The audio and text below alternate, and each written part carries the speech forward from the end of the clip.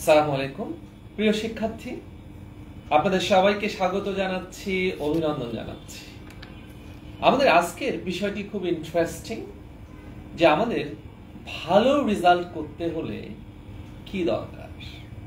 সময়, অনেক সময় ধরে পড়া নাকি গুণগত মান দরকার।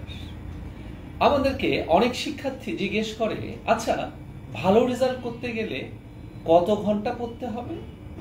আবার অনেকে জিজ্ঞেস করে যে আমরা তো অনেক সময় ধরে পড়ছি, তাহলে ভালো রেজাল্ট হচ্ছে না কেন। আমরা গুরুত্বের দিক দিয়ে যদি দেখি, তাহলে সময় অর্থাৎ কতক্ষণ ধরে পড়লাম তার চেয়ে বেশি গুরুত্বপূর্ণ হচ্ছে আমি যে সময়টুকু পড়ছি সেটিকে গুণগতভাবে ব্যবহার করছি কি না। উদাহরণস্বরূপ বলা যেতে পারে যে আমি 2 ঘন্টা, 4 ঘন্টা, 6 ঘন্টা কিংবা 8 ঘন্টা পড়ছি, আর গুণগত মান হচ্ছে আমি যতক্ষণ পড়ছি ততক্ষণ একেবারে পূর্ণ মনোযোগের সাথে একাত্মভাবে পড়ছে কিনা। এজন্য দরকার হচ্ছে লক্ষ্য। লক্ষ্যটা খুব গুরুত্বপূর্ণ। তো আমরা লক্ষ্যের ক্ষেত্রে বলতে পারি, আমরা কি শুধু পাস করতে চাই নাকি A+ পেতে চাই কিংবা বোর্ডে সর্বোচ্চ মার্কস পেতে চাই। কারণ প্রত্যেকটি ছাত্র ছাত্রী সৃষ্টিকর্তা তাদেরকে পৃথিবীতে পাঠিয়েছেন ভালো কিছু করার জন্য, অনেক ভালো কিছু করার জন্য।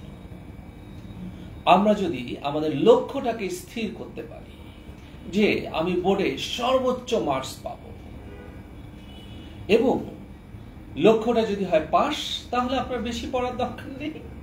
আর লক্ষ্য যদি হয় সর্বোচ্চ মার্কস পাওয়া, তাহলে আপনি যত ভালো রেজাল্ট পেতে চান আনুপাতিক হারে আপনার এফোর্টটাকে বাড়াতে হবে।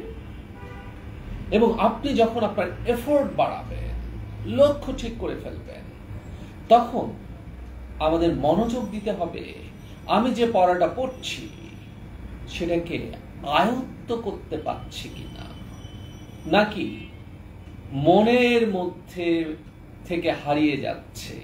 এদিকে পড়ছি, এদিকে হারিয়ে যাচ্ছে, এদিকে পড়ছি, এদিকে হারিয়ে যাচ্ছে। কিংবা পরে আমি পরীক্ষা হলে গেলাম, পরীক্ষা হলে যে যখন না প্রশ্ন পেয়েছি, একবার পড়েছি, এরপর সব গুলিয়ে গিয়েছে। পরীক্ষা হল থেকে বের হওয়ার পর মনে হলো, ও ইয়েস, এটি হচ্ছে এইরকম। আসলে হারিয়ে যেন না যায়, এজন্য আপনার লক্ষ্যটাকে বাস্তবে রূপ দেওয়ার জন্য সবচেয়ে শক্তিশালী টেকনিক হচ্ছে মনোযোগ। আপনি যতটুকু পড়বেন গভীর মনোযোগের সাথে, আত্মনিমগ্নতার সাথে একেবারে মিশে যাবেন, একেবারে মিশে যাবেন।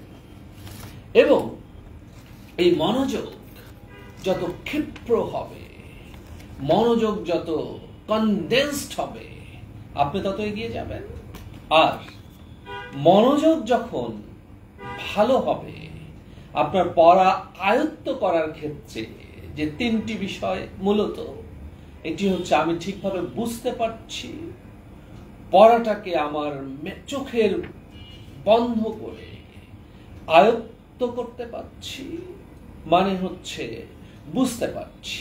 এরপর সবচেয়ে ইন্টারেস্টিং টেকনিক হচ্ছে আমি যা বুঝেছি সেটাকে একদম নিজের ভাষায় সাবলীলভাবে চিন্তা করা এবং বলার চেষ্টা করা। এবং এই দুটো চেষ্টার পরিপূর্ণ রূপ হচ্ছে লিখে প্রকাশ করা। সবচেয়ে ভালো পরীক্ষা যাওয়ার আগে অন্তত কয়েকবার এটাকে লিখে লিখে লিখে লিখে যাওয়া, আর মনোযোগকে একাত্মায়নের জন্য আমরা কয়েকটি টেকনিক ব্যবহার করতে পারি।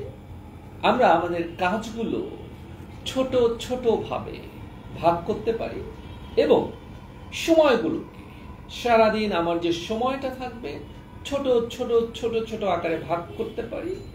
সময়ের সাথে সাথে কাজগুলোকে ট্র্যাক করতে পারি এবং মনে রাখার জন্য আরেকটি সবচেয়ে গুরুত্বপূর্ণ এবং ফলপ্রসূ উপায় হচ্ছে হুক সিস্টেম। আমরা একটা জিনিস মনে রাখার জন্য বিভিন্ন জিনিসের সাথে, যেগুলো আমাদের জানা এবং প্রচলিত, সেগুলোর সাথে আমরা ট্যাগ করতে পারি।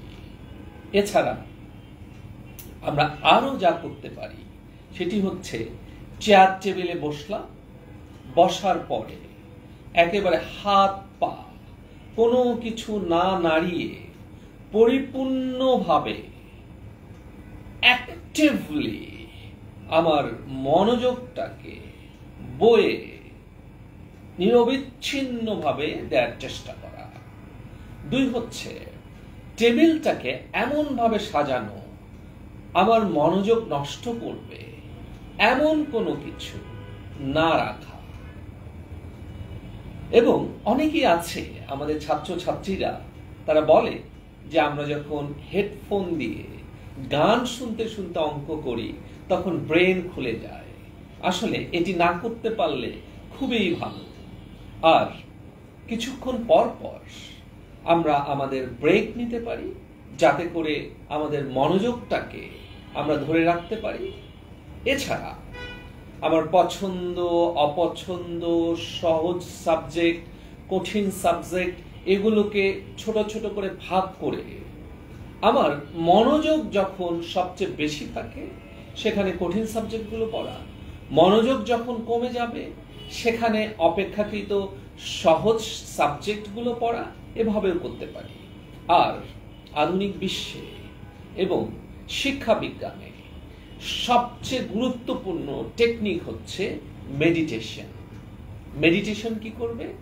আমাদের স্নায়ু এবং দেহ এবং মনকে পরিপূর্ণভাবে শিথিল করবে।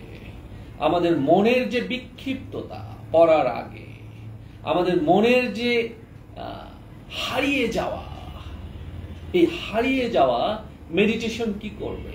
হারিয়ে যেতে ধরলে ধরে এনে একদম বসিয়ে দিবে। এই মেডিটেশন করতে পারলে, শিথিলায়ন করতে পারলে পড়ার আগে, এটা অসম্ভব ভালো ফল দেবে।